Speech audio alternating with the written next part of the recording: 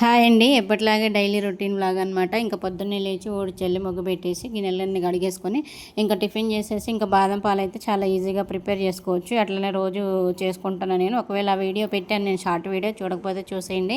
ఇంక ఈ పెరుగు ఎందుకు చూపిస్తున్నానంటే, ఇది మాకు మంచిగా ఊర్లో అయితే మంచిగా పాలు పెరుగు దొరుకుతాయండి. మేము సిటీలో ఉన్నప్పుడైతే అసలు పెరుగు పాలు అనేది అసలు మర్చిపోయామన్నమాట. ఆ పాలు సరిగా ఉండదు, ఆ పెరుగు కూడా అసలు సరిగా ఉండకపోయేది.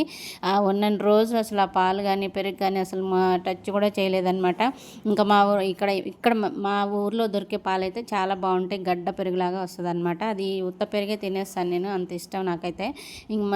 ఇంకా పిల్లలకైతే పెరుగు చిన్నప్పటి నుంచి అలవాటు చేయాలండి. నేను చేసిన తప్పు అదే. మా పిల్లలకి, మా చిన్నోడైతే కొంచెం పర్లేదు, మజ్జిగ తాగుతాడు, పెరుగు తినట్లే, కానీ మా పెద్దోడికి అయితే అసలు పెరుగు అనేది ఇష్టం లేదు.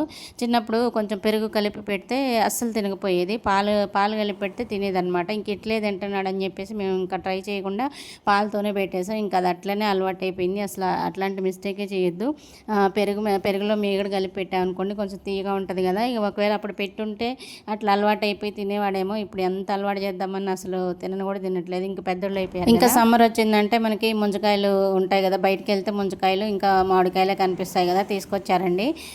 ఇవి ఈ ముంజకాయలు ఇట్లా తీసుకొచ్చి ఇట్లా డైరెక్ట్గా ఇచ్చేసామనుకోండి, మా వాళ్ళు అస్సలు తినరు అనమాట. వీటిని కొంచెం శుభ్రం చేసి ఈ పొట్టంతా తీసి కొద్దిసేపు ఫ్రిడ్జ్లో పెట్టి ఇవ్వాలన్నమాట. ఇంకా తొక్క తీసినంతసేపు కూడా పట్టదు, వాళ్ళు గుడిగి గుడిగి మింగేస్తారు. బాగుంటాయి కదా ముంజకాయలు. చిన్నప్పుడైతే మా తాతయ్య కళ్ళు గీసేవాడు అనమాట. అప్పుడు ముంజకాయలు వచ్చేటప్పుడు తీసుకొచ్చి మాకు తలా ఒకటి కాయ కట్ చేసి ఇచ్చేవాడు అనమాట. ఇక ఇప్పుడు ఎక్కడ ఉన్నారు చెప్పండి, కళ్ళు గీసేవాళ్ళు చాలా తక్కువ అయిపోయారు కదా. ఈ ముంజకాయలు అయితే కొనుక్కొచ్చారండి. 100 రూపాయలు అంట. 100 రూపాయలకి 20 ముంజకాయలు ఇచ్చారు. కొన్ని ముదురులు ఉంటాయి, కొన్ని లేతలు ఉంటాయి కదా, ఇంకా చూసుకొని తెచ్చుకోవడమే. కొంచెం మరీ లేతవి కాకుండా ముదిరి కాకుండా మీడియం సైజులో ఉంటాయి చూసారా, దాంట్లో అయితే వాటర్ ఎక్కువగా ఉంటాయి. బాగుంటాయి అనమాట ముంజకాయలు. ముంజకాయలు ఎంతమందికి ఇష్టం కామెంట్ చేయండి. ఇంకా వీటితో పాటు అయితే డ్రాగన్ ఫ్రూట్స్ తీసుకొచ్చారు. ఇంక ఈ సమ్మర్లో ఫ్రూట్స్ ఎక్కువగా తినడానికి అయితే ట్రై చేయండి. ఇంకా అట్లనే సబ్జా గింజలు మనం నైట్ నానబెట్టుకొని ఉదయం తాగామనుకోండి, ఒంట్లో వేడి తగ్గుతుందంట. తప్పకుండా ట్రై చేయండి.